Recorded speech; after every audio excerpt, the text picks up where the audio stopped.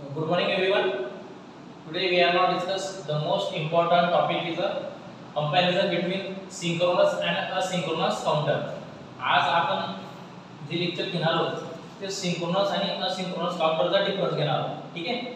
पहिल्यांदा काउंटर म्हणजे काय हे समजून घ्या. काउंटर म्हणजे काय? नावातच बघा काउंटर. काउंटर म्हणजे काय? हा काउंट करायचं काम करणार आहे. काय काउंट करणार आहे? तो तुमचे नंबर्स काउंट करणार आहे. कोणकोणते नंबर्स? 0 आणि 1 हे नंबरचा काय करतो? काउंट करायचं काम करतो. बरोबर. आता याचे दोन टाइप्स असतात काउंटरचे. एक असणार आहे सिंक्रोनस काउंटर आणि दुसरं आहे असिंक्रोनस काउंटर.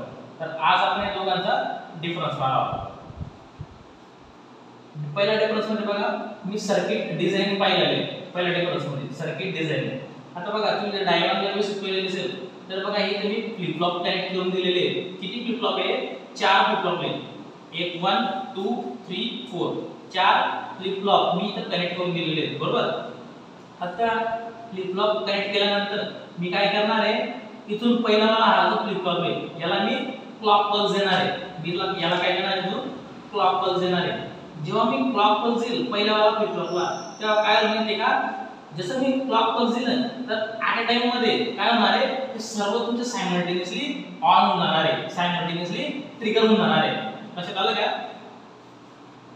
सिंक्रोनस काउंटर मध्ये जर मी पहिल्या वाल्याला जर क्लॉक पल्स जर दिला तर सायमल्टेनियसली तुमचे काय होऊन जातील? सर्व फ्लिप फ्लॉप तुमचे ऑन होऊन जातील. लक्षात आलं? इथेच सिंपल सर्किट आहे. असिंक्रोनस काउंटर मध्ये काय होतं माहिती का? इथं मी फ्लिप फ्लॉप कनेक्ट केलेले आहे पण इथं काय करतोय मी? जर मी पहिल्या फ्लिप फ्लॉपला जर क्लॉक पल्स जर दिली तर काय होतं माहिती का? पहिल्या फ्लिप फ्लॉपचा जो काही आउटपुट असणार आहे पहिल्या फ्लिप फ्लॉपचा जो काही आउटपुट असणार आहे तो आउटपुट कोणाला भेटणार आहे? दुसऱ्या वाला फ्लिप फ्लॉपला जेव्हा भेटेल तेव्हा हा ऑन होईल. लक्षात आलं? सेम दुसऱ्या वाला फ्लिप फ्लॉपचा जो आउटपुट असणार आहे तो जेव्हा तिसऱ्याला भेटेल तेव्हा हा तिसरा ऑन होईल. नंतर हा जो असणार आहे तिसऱ्याचा जो आउटपुट असेल हा जेव्हा चौथ्याला भेटला तेव्हा चौथा फ्लिप फ्लॉप तुमचा ऑन होणार आहे. म्हणजे काय? तुमचा असिंक्रोनस काउंटर जो असणार आहे त्याची जी स्टार्टिंग असणार आहे ती कोणाशी डिपेंड असणार आहे? In each other. ठीक आहे. ही starting depend upon each other. हे एकमेकांवर डिपेंड असणार आहे. लक्षात आलं? नेक्स्ट पॉइंट बघा. हा जो आपला सिंक्रोनस काउंटर होता याला मी रँडम काउंटर सुद्धा म्हणेल. रँडम काउंटर म्हणजे काय माहिती का? मी जेव्हा एका टाइमला सगळं ऑन होऊन जाणार आहे तर मी त्याला मला जेव्हा पाहिजे मी कोणालाही ऑन करू शकतो. 1 नंबरला 3 नंबरला 5 नंबरला 6 नंबरला म्हणजे किती फ्लिप फ्लॉप असू दे तुमचे मला जो पाहिजे त्याच्यावर जंप करू शकतो डायरेक्ट की मला हा ऑन करायचा आहे. कंपॅरिझन मध्ये जर पाहिलं तर असिंक्रोनस काउंटर मध्ये आपल्याला कसं करता येत नाही. फॉर एक्झाम्पल इथे बघा किती मी 4 फ्लिप फ्लॉप लावलेले आहेत तर माहिती का हे मला सिक्वेन्सली ऑन करावं लागतील. पहिल्यांदा 1 2 3 4 मला हा सिक्वेन्सली त्यांना ऑन करावं लागेल. जर मी यांना जर सिक्वेन्सली म्हटलं 1 2 3 4 तर याचा माहिती का सिक्वेन्स कसा आहे? अप सिक्वेन्स आहे. हे कसं आहे? Up sequence. अप सिक्वेन्स आहे. अप काउंटर असणार आहे. नंतर बघा सेकंड मध्ये जर मी 4 3 2 1 3 असेल तर त्याला ऑन करायचं म्हटलं त्याला काय म्हणेल मी? Down sequence. म्हणजे काय? हे डाऊन काउंटर आहे. लक्षात आलं? अप काउंटर आणि डाऊन काउंटर. याच्यामध्ये माहिती का मी जंप करू शकणार नाही. मला सिक्वेन्सली जावं लागेल. लक्षात आलं? थर्ड पॉइंट बघा.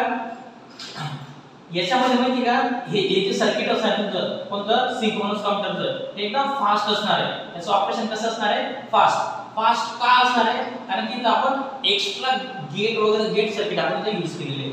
लक्षात आलं? सिंक्रोनस काउंटर जे असणार आहे हे कसं असणार आहे? खूप फास्ट असणार आहे. का फास्ट असते? कारण की आपण एक्स्ट्रा गेट वगैरे आपण इथं यूज करणार आहोत. लक्षात आलं?